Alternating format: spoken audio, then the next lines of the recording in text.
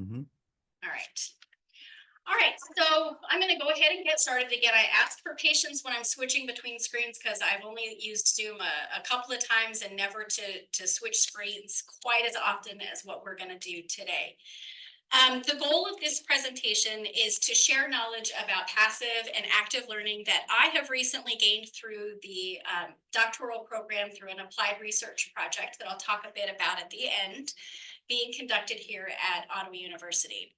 I would love if this presentation inspired or motivated you to incorporate some active learning strategies in your classroom, especially those of you who are maybe teaching introductory courses. You'll see why that is, what the data says about introductory courses and active learning strategies as we go. And so to demonstrate how I implement some active learning strategies in my classroom, I've modeled this presentation to be like a classroom. So we'll be interrupted 3 times throughout this presentation in order to do some interactive game-based assessment. So it typically will ask you questions about the previous slide that we just talked about. It's a way to help keep you engaged so that you're not bored, so that you are paying attention. And this would be the purpose in the classroom as well, to keep students engaged with what you're talking about, and then periodically stopping and asking them to apply that. Now, the assessments that I've included here, they're very short and they aren't very difficult. Of course, you can vary difficulty level as appropriate in your classroom, but I just want you to experience some of these game-based platforms as a student would, so that you can kind of get their perspective and see if it's something that could be useful in your classroom. So for that purpose, that's why it says be prepared to participate. So if you are able, you can either use your phone. So in many cases, I have a URL, or there may be a QR code. I always try to give you the option. And or you can have a tab open. So just be cautious. I just wanted to make sure you have a separate tab. When I was practicing this earlier this week, as a spectator, I would click it and it would take me out of Zoom. So I want to be sure we don't lose any of you. So if you kind of want to get that set up however you prefer to interact, I just want you to know that participation is highly recommended.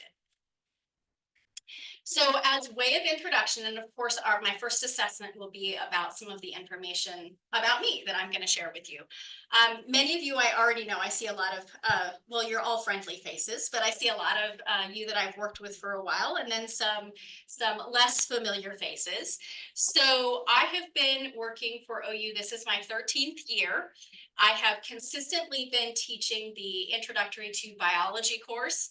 But during my time here, I've also taught the Gen Bio Lab, Developmental Biology Lab, Orientation to the Academy. I've team taught environmental literature, and I've taught medical terminology. And then coming spring 2025, I'll be able to add microbiology lab to that list as well. I grew up in Ottawa. I'm an Ottawa native, and my husband and I still live here. We're raising our 3 sons here. My oldest of which, Sam, is a sophomore here at Ottawa University in the business administration program. My second son, Eli, will be joining us in the fall 2025 in Christian Ministries program, and my youngest son is currently a freshman at the high school. I am currently 1.5 years into the 3-ish year DBA program here at Ottawa University, which may not seem like a logical step for someone who has a BA and a master's degree in biology, but I have some strong opinions about that. So if you'd like to hear how I really value the interdisciplinary perspective and how I think that that has helped me grow both in the business administration program, which is the DBA program, and as a biology instructor, I'd love to, track you down in the CAF and have that conversation. So but that's what I'm currently pursuing in addition to my full-time job here. All right, so I've got some pictures there that I didn't talk about, but they give you clues for the first assessment that I'm going to ask you to participate in. So some of you maybe are familiar with Kahoot. Maybe you've used it. Maybe you have seen it used, but again, I want you to participate if you are able, either in a tab or on your phone. Here in just a moment, I'll show you the game pin.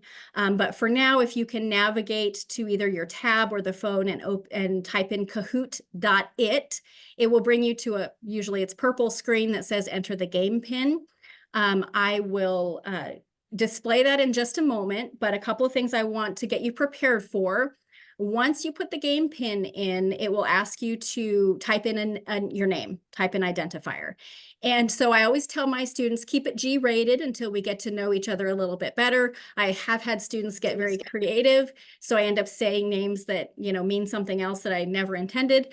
However, there is a leaderboard. We're able to keep track of who's answering very quickly and who's answering the most questions correctly. So if you are maybe feeling a little bit insecure and you don't want everyone to know that you've missed every single question, you can put in some other identifier, your initials or some nickname. So just want to give you a heads up about that. So I'm going to try to flip screens here and not kick myself out. So give me just a second.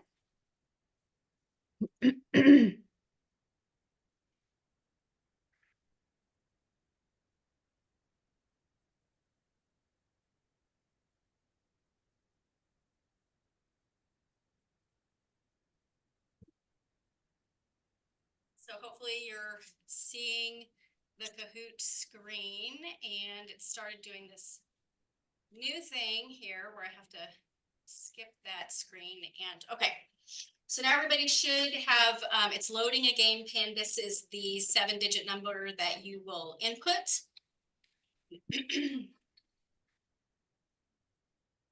There's also a QR code if you prefer QR codes. I'm not partial to them.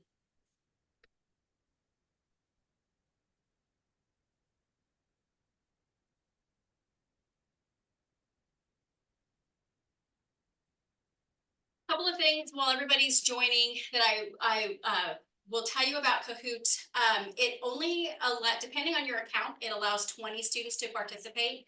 I do have a document, which I forgot to upload, but I will at the end here, that gives you step-by-step instructions for how to make a Kahoot. To make a Kahoot, a quizzes, which is something that we'll do another game-based formative assessment that we'll do, and make a poll or quiz within forms. So I have that, it's a form that I made, it's a worksheet or a instructional form, and I'll put that in the chat of our presentation here when I get a moment. I'll link that so that if you want to make any of these, you'll have those instructions. So I think we're about there. Yeah, we've got 18. I think there's 20 of us on the line, but if you're struggling to join, or maybe you just want to observe, but should you decide that you want to jump in, you can always, that game code stays up there, although it's a pretty short assessment. There's only 5 or 6 questions, but we're going to go ahead and start and see how well you were paying attention.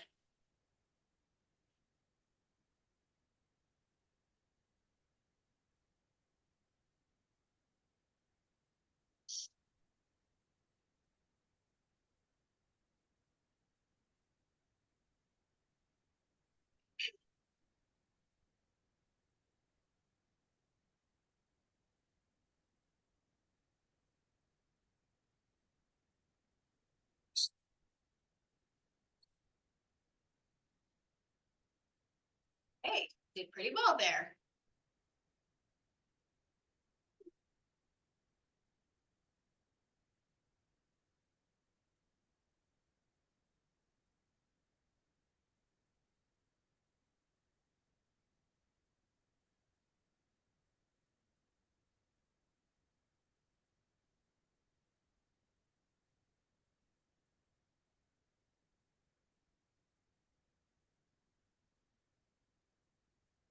Okay.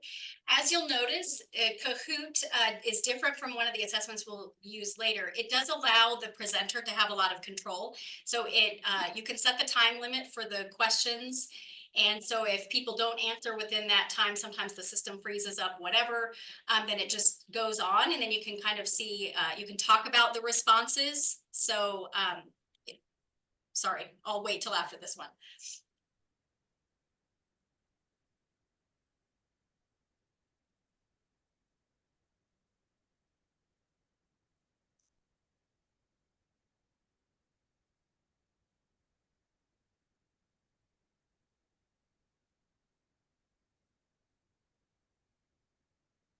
So what I meant to say, I cut myself off because I clicked next, but this is great because if everyone, if you're in a classroom and you're teaching a concept, in my class, we're talking about genetics and I'm quizzing students on, admittedly, they would be harder questions than this. And a lot of students were missing, then it allows me to stop and immediately address what the problem might be, where the misunderstanding is. Some of the other game-based platforms that we'll use don't do that. They allow students to answer all of the questions and they're more independent. So just wanted to make that distinction between Kahoot and then others that you might use. Not a lot of movement on the leaderboard here.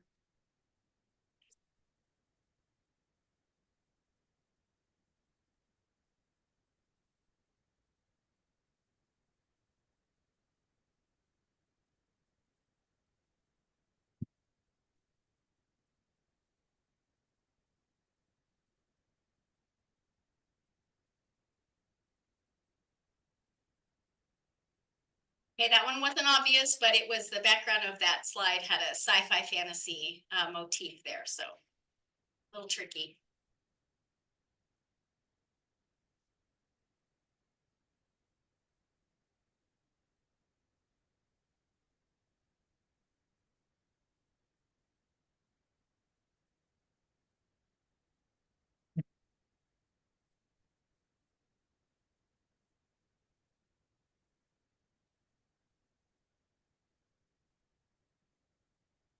Okay.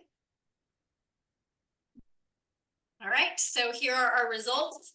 Kevin is first place, and then we have this person here, DA, in second place. We could probably figure out who that is if we look at initials, and PG in third place. Okay, so again, that was a Kahoot. I hope you found it entertaining. Students love Kahoots when I do them in class. We have a very competitive group of students here, and so they love anything where they can, sort of flex their knowledge. And so I get requests for Kahoots. Can we do more Kahoots? Pretty often. All right, so I've somehow lost my presentation. Let me find my way back there.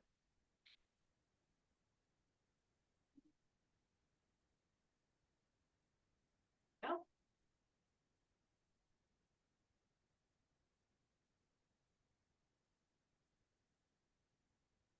So I think we're back, yes? Okay.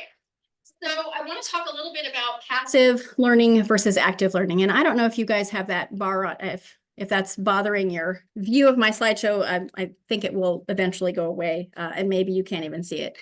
But as an instructor in an introductory course, I always like to start with definitions. So I'm assuming those of you who have been teaching for a while, you already know the difference between passive and active learning. But just to make sure that we're all speaking the same language, allow me to explain both of these terms to make sure that we're all together, okay? So passive learning really involves students who are listening to lecture or reading a text. It's kind of the one-way transmission of information. The instructor is standing, if we're talking about a lecture, the instructor is standing at the front of the classroom, they're giving information, and the expectation is that students are passively absorbing and memorizing this information. There's not a lot of interaction. There are some instances in which this type of teaching might be preferable. It might make sense to some of us to do passive learning or have classrooms that are more passive if we have a really large classroom, and I'm thinking even larger than what we would have here. If you're talking, stadium seating of 200-300 students, active learning where you're having small group discussions or there's more interaction might not be feasible in those situations. We also might see passive learning if we're new to a course. Maybe we're new to teaching or we've never taught a course before. And so we're maybe not feeling real comfortable with the content yet. And so we really we prefer that one-way transmission of information until we can become more confident in where the class is going or what concepts need more work. Okay, so I'm not saying that passive learning is bad and we should never use it. There are instances in which it makes more sense. Also, passive learning doesn't require any additional evaluation, so there's no time grading assignments or evaluating how students are doing. There's low-tech requirements. Many of us may like to lecture with a slideshow or something being projected, but we could get by without it, right? And so if we're in a low-tech classroom or if we don't feel confident with the technology available to us, then passive learning might be the preferred mode. I think that's all I wanted to say about passive learning. Let's move on to active learning. Active learning requires more student engagement with the content, typically through reading, writing, discussion, or problem solving. Maybe you're doing case studies in class. Those would all be examples of active learning. Group problem solving, formative assessment. You might be implementing worksheets or games. So the Kahoot, the quizzes that we're going to do, those are considered games within the classroom, within higher education.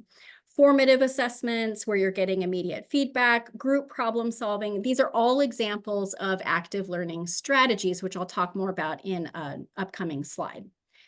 Current literature suggests that active learning strategies are most effective when they are highly structured, consistent, and frequent. So that's key.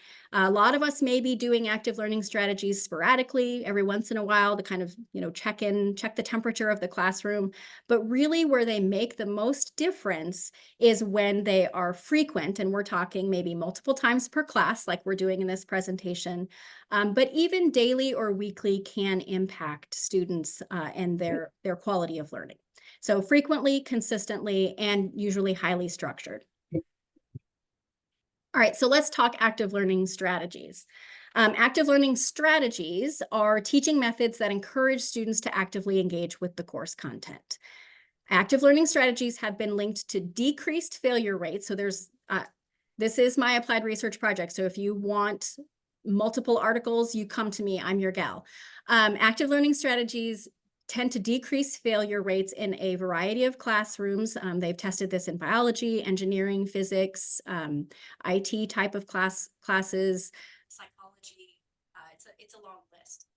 Decreased failure rates, an increased sense of belonging for students in which active learning is a component of the classroom, increased self-efficacy or the belief in the ability to achieve one's goals, that's what that term is, and a strong sense of academic identity. And it should surprise no one in this room that all of these things are linked to retention. Okay, so there's all kinds of articles. I've got some listed there, and I have 2 reference slides. If you want more information on that, the presentation will be sent out to people, and you can read these for yourself.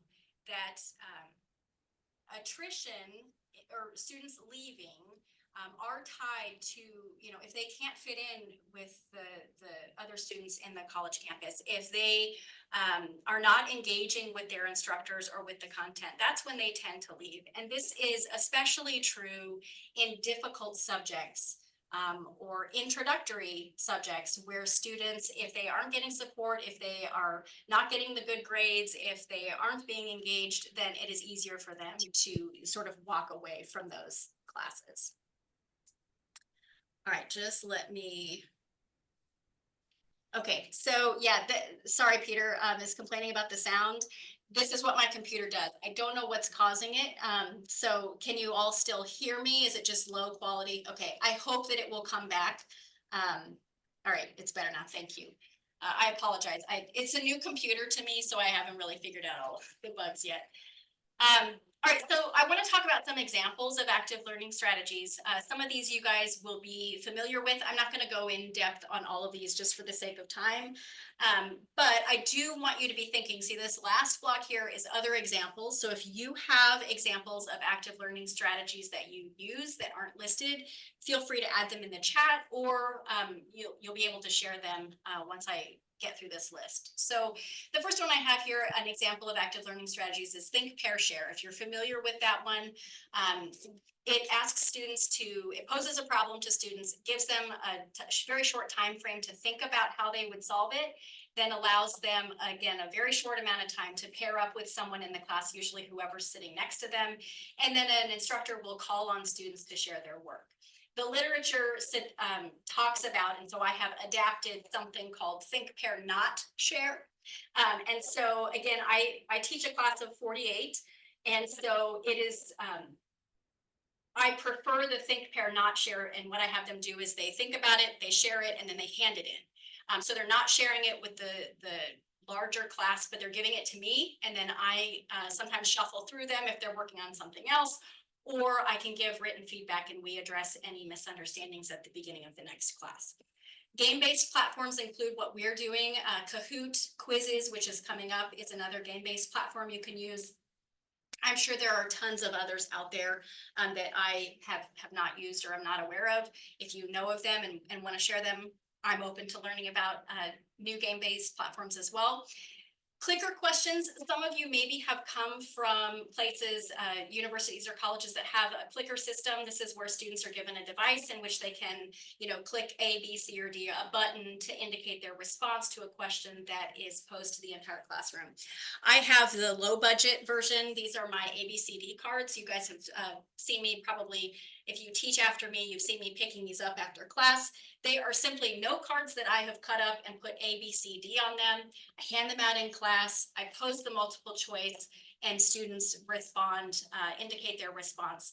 It's so great in terms of, okay, if everybody has B and the answer was A, I know something has gone wrong and I can immediately pivot and go back over the whatever content needs reviewing.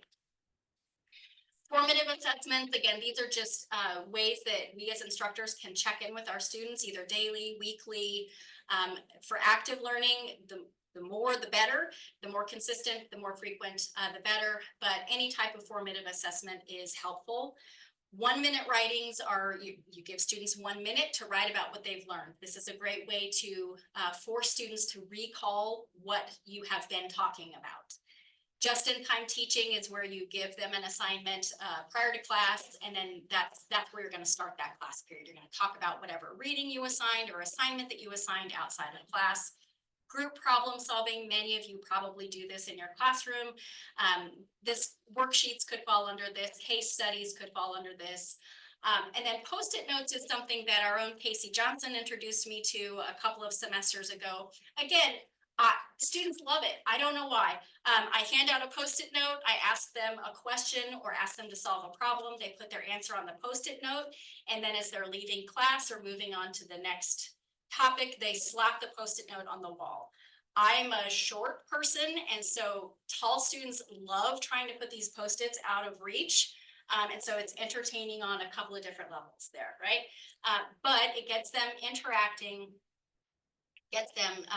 with the course material and with me. So does anybody have examples of active learning that they'd like to share? Again, I don't see anything in the chat, but maybe you want to unmute and share something that you've used. I have one related to your post-it notes. For creative writing, I've used post-it notes for people to add characters to like a shared storytelling kind of a thing. Yeah, for plot line. I'll add to that post-it notes, and maybe you kind of reference this, but it can be an informal check-in on assessment. Do we know this? And, sometimes in long classes, like if you were to teach a night class and you want a break, post your notes on the wall. Teacher takes a look at that, understands, okay, they didn't get this concept, so I need to go back and review that before I move on. Yeah, and it's great because it can be anonymous, so students don't feel as self-conscious. Sorry, Bob, go ahead. I saw you unmuted. Yeah, I was just going to throw this out there, and I'm going to refer to on the online modality. But I know that in discussion questions, historically, and I've taught many years online, it has been more of a passive kind of experience for students. Whereby questions are posted, students answer them, and you kind of move on.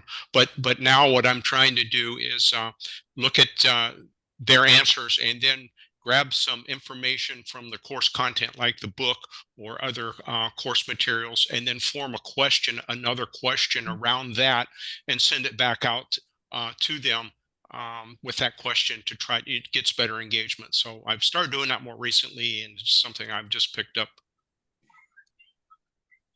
I've done, I don't know if it'd be helpful to most classes, but maybe if you have something little that needs to be reviewed, I've done sort of speed dating feedback sessions where I have the students pair up for like, say, 2 to 3 minutes, and then they have to switch partners. They go back and forth and give each other feedback within that time period. Yes. Okay. I've divided up information and then had the students would collaborate, and then they teach the rest of the class. But I could also use some examples of how to make online classes more active. Shannon, were you going to say something? Yeah, that actually took me off in a whole nother direction on online fun things that I enjoy. But I use Post-its as one option, and then poster building. I have a whole bunch of poster supplies, and then a whole array of colorful whiteboard markers. And I let the groups pick, and then creatively collaborate to draw some connections between the concepts and visualize them. Slap it up on the wall. I still wish I had access to a window, but just let them kind of create with it. And even as just a standing in an 8-week session, just stand up and move around and talk to people really is helpful. Even in between other active learning, just getting up and moving around. So I found that one helpful. Go ahead, John. Yes, in our cryptocurrency Bitcoin class, we had the folks divide up and actually purchase Bitcoin. And they did the apps and the wallets, and basically it was a group effort where we had several different groups working together, and they really enjoyed it. It also helped that it returned 70% in 2 months. That's fantastic. Anytime you can do something where it's like they're really doing the thing that you're talking about doing, that gets them excited because it's less theoretical, right? And it's Well, yeah, it seems so esoteric. Then what do you mean by a wallet? What do you mean by an app? What do you mean by these sequence numbers that identify you? What do you mean by the blockchain? And I figured the only way to do it was actually buy it and go through the process. And of course, they were de minimis amounts, $10, $20, and I chipped in if the kids couldn't do it. The other thing that we did in our finance class, because there are many ways to learn, I like the professors that make them do the present value, future value formulas longhand. That's a great way to know how to do it. Excel is used mostly in the business world to do those computations. And of course, what I wanted though was for kids to be able to be hands-on. So I literally brought in financial calculators, the TI financial calculators, so that they could press the buttons. And then it was the same thing with the app, but you know, manipulatives are another way to learn, and it was less theoretical. And they were literally punching buttons on the financial calculators in groups with calculators. Each kid had to generate a problem, and they really enjoyed that. It's kind of old school, but you know, it's still used. You go into Best Buy or Nebraska Furniture Mart or Target or any of the major Office Depot stores, and those financial calculators are there. So they're still part and parcel of the arsenal. Yeah, that's a great point. I'm taking notes. Some of you are giving me some great ideas. And Deidre, I didn't want to bypass. I heard you ask for ideas for online. I don't know any offhand that are specific for online, but I can tell you, as I've been collecting articles, there's a ton of peer-reviewed journal articles out there. If you were interested, you could search, active learning strategies online classroom, and I bet you would get a ton of articles that might give you very specific activities. That's what I've done over the last year or so. Just kind of collected articles that talk about active learning strategies that have worked for other instructors. I know that I've been in Zoom where that they have breakout groups. I know I've done that here at Ottawa, right? Yeah, breakout rooms, discussions, but sometimes the discussion forums aren't ideal for online because again, it's not real time, but you could have live discussions, you could have the live breakout groups, anything that's holding them accountable for interacting with the information, I think would be helpful. Because some of the techniques that you used, I would think you could assign to those groups. So, I don't know, the breakout groups. Yeah. Amanda, if I could throw one in, one of my very favorite things to use is the chat. We'll watch a very short video and we'll do a group. I call it crowdsourced note taking. And it's really kind of interesting because a lot of people write the same things. Some people pick up and it's everybody's notes. And then I publish those notes back in our announce and they get them back. But that's one of my favorites is crowdsourced note taking. That's great. Thank you for sharing that. All right, so it's time for our next assessment. So this one will be over what we've talked about between our Kahoot and now. This is a quizzes. So like the Kahoot, you're going to get a join code. So you can go to joinmyquiz.com on another tab or on your phone. You're going to be asked for a join code, which I'll display here in just a moment. You're going to type in your name. Now, from the instructor point of view, I do want you to tell you that this one does not pause after every question. So once you join and once I start the quiz, you are answering questions on your own time. So you'll answer one and the next one will be given to you on your device. The only thing displayed on the presenter screen will be sort of the leaderboard. So, as people change positions, if we've got someone come from behind or someone drop out from the lead, that will be displayed. So again, if you're maybe a little self-conscious or want to, just use your initials or some other nickname, you can certainly do that. So, and while you're taking that, I think I'll try to post the link to the instructions for making these in the chat. But let me stop sharing this screen and get the quiz is up for you.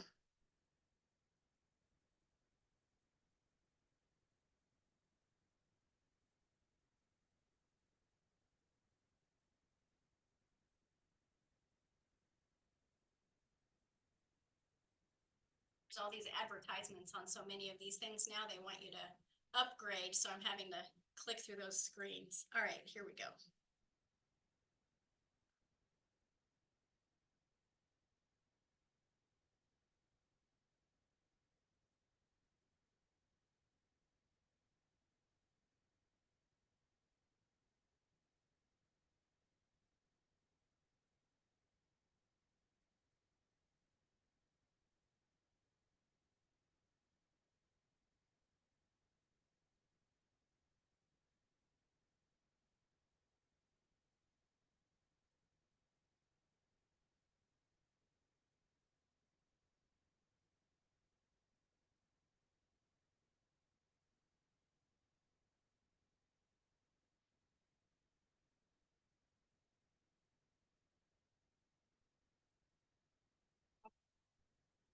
Give you just a second more.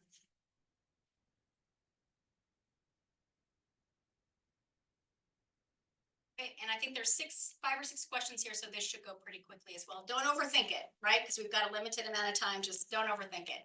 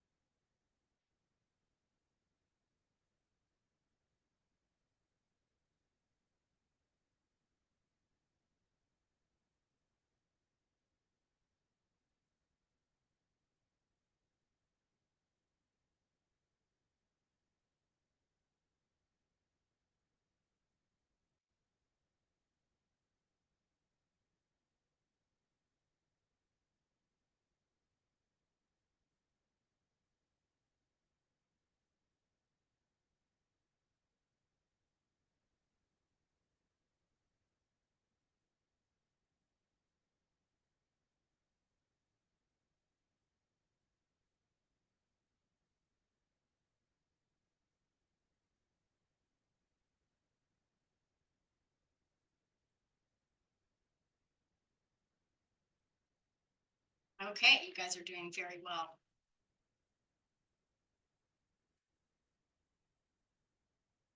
All right, let a couple more finish up.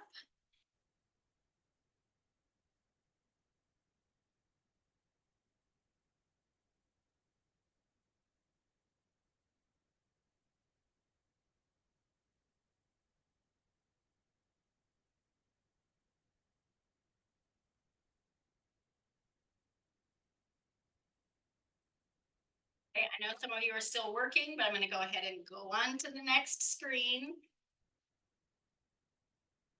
so that we can see our board leaders here. Awesome. Okay, so that's a quizzes. It moves much more at the student's pace. So again, depending on what you're trying to do in the classroom, you know, Kahoot quizzes. Again, my students tend to prefer the Kahoots. I don't know why, but the quizzes is much more game-based. I believe that it has, I don't know if you guys experienced this, but you can add game features. So like you can take points away from a player, or you can add points to a player, you can shield yourself from, you know, being attacked by a player. Obviously, that makes more sense if you have a longer quizzes. For the sake of time, I wanted to keep this fairly short. I can see, so the website gives me some metrics. I can see that we had a class accuracy of 91%. So that's always helpful. All of that information is stored once you make an account. It's stored so that you can go back in and access that information. So I wanted to everyone, I am going to put in the chat the link. This is the faculty workshop instructions is what the file is called. So that's on SharePoint, and it is how to set up a quizzes, a Kahoot, and then the forms, which we haven't done yet. So if you want to open that and save it, or, you know, if you're not interested, that's okay too, but I did want to make that available to you. All right, so let me get back to the good stuff, the presentation.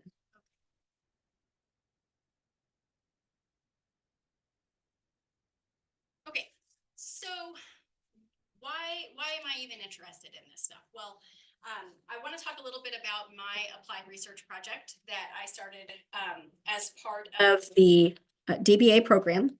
And hold on, I see there's a chat. Let me make sure. Okay. So in recent years, I had been becoming, that's probably not the correct English. I've got English people in here too, geez. I was becoming increasingly concerned about DFW rates in my introductory biology class. And so DFW rates stand for, you know, we're tracking students that get a D, an F, or withdrawal from a class. And so my gut feeling was, as I was having conversations with some of my colleagues and talking about their DFW rates, I didn't know what my rate was. I didn't know if I was, you know, too high, too low, but my gut feeling was that I was having a lot of students struggle in my introductory course. So I decided that, you know, instead of continuing to struggle, I'm going to go and actually get some data. So again, as part of the DBA requirements, I had to find an applied research project, and I thought, hey, this is something that I can do some actual research, and it will benefit me in my job. What could be better, right? So I started looking at my data and trying to find some statistics about national data. And I found a study, you can see it's at the bottom of the slide there, the Mars and Kism from 2005. It's also on the references slide if you're interested in learning more. That suggested that DFW rates for non-major science courses, okay, so this one's kind of specific to my area, but I'm sure you could find some articles or national rates in your discipline as well if you look. But DFW rates for non-science major courses ranged from 27 to 33%. On the slide, I put 30 because that's right in the middle. My DFW rates were around 39%. So they were a bit high, although I will tell you this is an average over 10 years. And so the fact that this study was done 20 years ago, at the time I took the data, really wasn't that far off because it was the previous 10 years of data. But anyway, yes, a little bit high compared to other national averages of non-major science courses. So this led me to ask the question, what can I do to help students master the course content without compromising rigor in the classroom? And so my working hypothesis is that active learning decreases failure rates in introductory biology courses. And so the goal of my study is to compare failure rates from classes in which passive learning was the primary means of sharing information, compared to failure rates from classes in which active learning is implemented frequently and consistently. So I want to talk a little bit about the methodology. I started in the fall of 2023, consistently implementing these frequent, consistent active learning strategies in every single lecture period. Prior to fall of 2023, I was relying mostly on passive lectures with some sporadic active learning sprinkled in. But my current method is to use 1 to 3 tools per class period, and I assign 5 points for the week. So as long as they participate in one of the activities, they get points. It's minimal, but there are articles out there that suggest if you don't assign points, students are less likely to participate. So even at 5 points a week, I see attendance is better. I see students participating because those 5 points per week can add up over 16 weeks. They make a big difference. So I included some images here. I'm worried about time. I need to talk faster, but I've included some images here. The content doesn't really matter. So if you don't have a biology background and these pictures don't mean anything to you, don't worry. What I'm trying to convey to you is this was one of the most rewarding parts of this research that I've done so far. This was part of a worksheet, one of the Think, Pair, Not Share. Students were given a worksheet. They were asked to work on it independently. Then they could share responses with a neighbor, and then they had to hand it in, and I was able to give them feedback. So the picture on the top is the answer that I was expecting. And again, without going into too much detail, they should have circled these, the XY, and they should have indicated that this individual was chromosomally male based on that illustration. But I got several that looked like this bottom one. And when I got these, it was like, what the heck is going on here? And so the reason that this was valuable to me is because it revealed to me an area of expert bias. If you would have asked me where I thought students were going to make errors on this assignment, this would not have been one of them. But it wasn't just one student. It was like 7 or 8 students handed in their assignment with this notation. And they were only working in pairs, so it couldn't have been, one person kind of spoiled the bunch. So when I saw this, I was immediately able to come back and say, hey, what's going on? We had a discussion. We clarified where the miscommunication was. And again, we as instructors, we don't always know where students are going to misunderstand something. And so this type of assessment was really valuable to me in determining where I can be more clear in the information.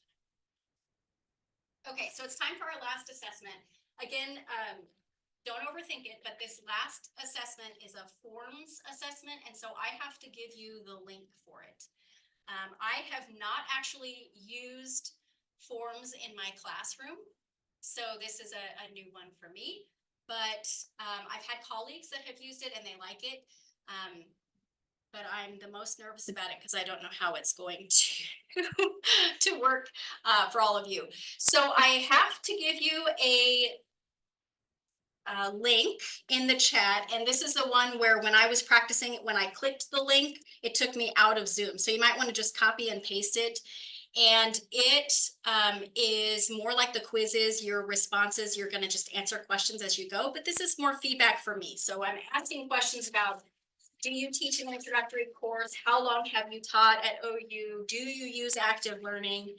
So again, don't overthink it because I've got one more slide. I want to share results of my experiment so far, and then I want you to be able to ask questions.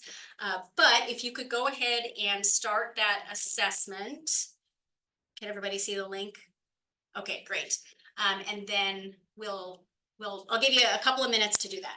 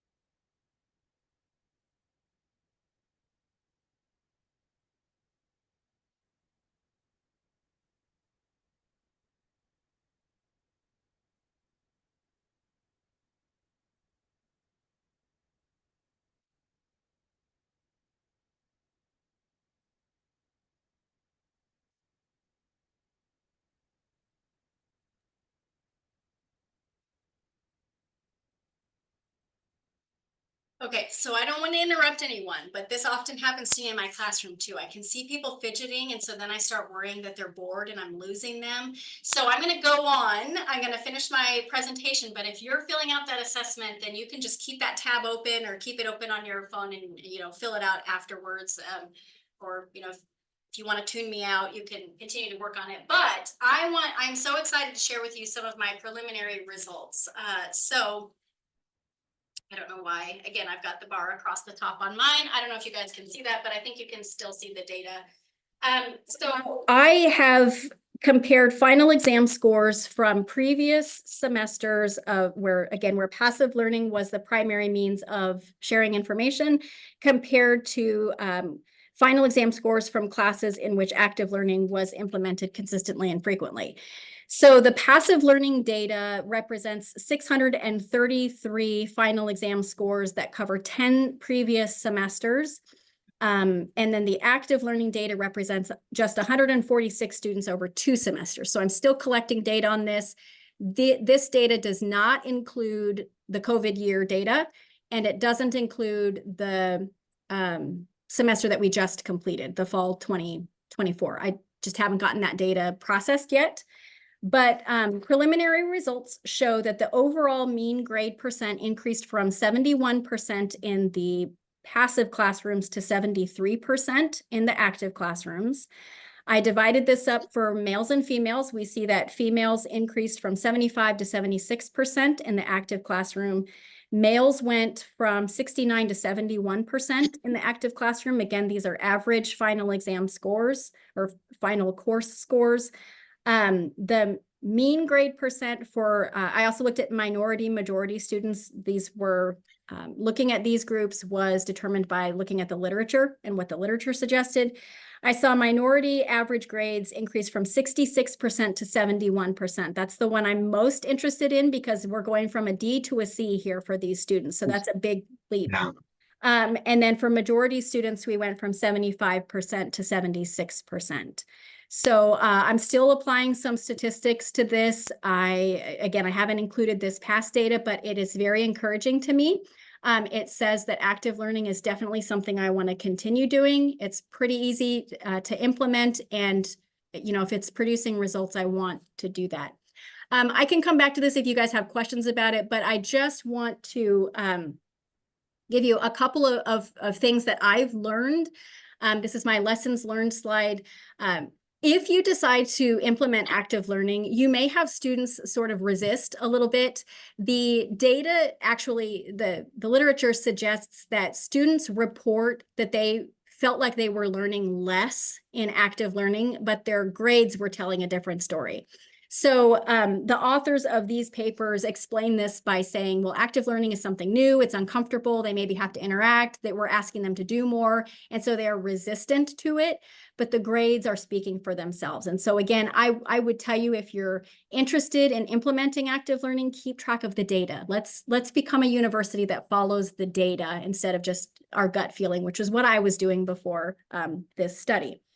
Also, I would encourage you to stay mindful of student preferences. The literature suggests that there are some groups, the data that I'm finding is specifically students that are LGBTQIA+, are less comfortable working in groups that are formulated by the instructor. And so just keep that in mind, that some people work well with groups and some people struggle initially. And so we want to ease them into that and make that as comfortable as possible. In my class, none of the activities, I ask them to work in groups, but they always have the option to work independently. Also, as I mentioned before, students are far more likely to participate in these strategies if points are awarded, and they can be minimal points. They don't have to be a lot of points. And then for me, the most meaningful aspect has been increased interactions with students and seeing them build that confidence, having discussions using the vocabulary that they weren't getting before when I was just at the front of the room talking at them. Now they're using the language. I can provide encouragement. I can say, wow, that's a great idea. I didn't think about that. And I can just see them build that confidence. And so it has been a worthwhile project. And then to see the numbers increasing is even more rewarding. So when this comes out to you, here's my references. I've got 2 references slides. If you're interested in learning more about this, you can access any of those articles. So we're running low on time, but do you guys have any questions for me? Yes, John, I see your hand. Yeah, Amanda, this was really good, what you just presented. And I think the active learning thing is so key. I saw it was just kind of uh, kind of just by a fluke in a way, but because it was a presidential election year and I had 80 students in statistics, we're talking about how much statistics is involved with polling, but also how much statistics is involved in data analytics. And I brought in some national pollster pundits, but I also had the class analyze the 73 million votes that were banked the weekend before the election, because there was demographic data there.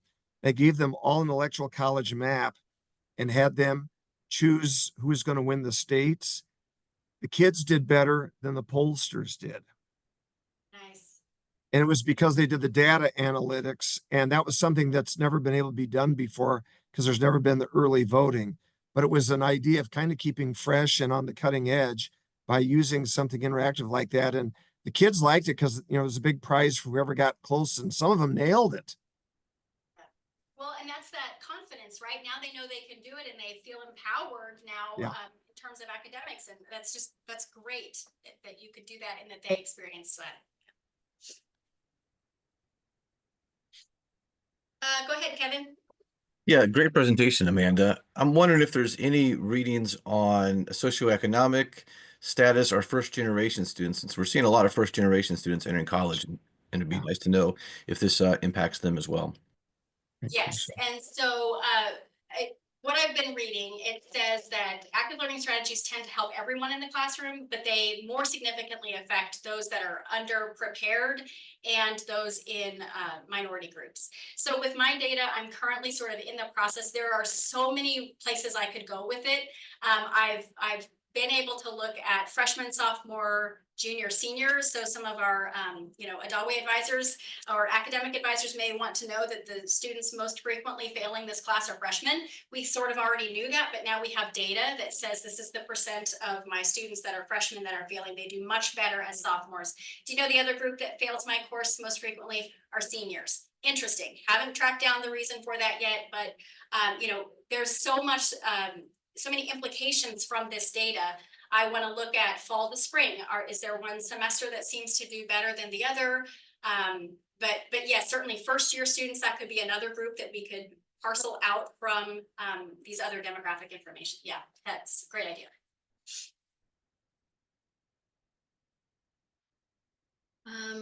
Okay, just let me look through the messages here. If you've got something to say, then go ahead. Some of them are directly to me, so just let me check this and make sure there's not something we need to address.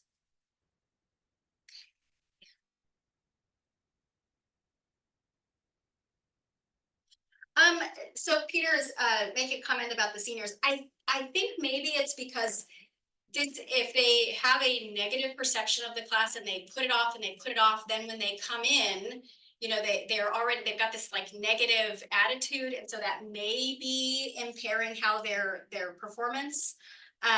So what I didn't look at is which of the seniors that are failing are taking it for the second time. So that also might have some implications. They failed it the first time. They already, again, have that negative perception of the class. Maybe they need additional help. I'm not really sure, but I just thought it was interesting that I had a high number of seniors that were failing, because I would have thought, freshmen, sure. But then as we get higher in our, as we become sophomores, juniors, seniors, the maturity level increases and they would do better, and that is not what the data is suggesting. So yes, transfer to 4-year. Yep, that would be a good way to look at it. Transfer students versus residential students.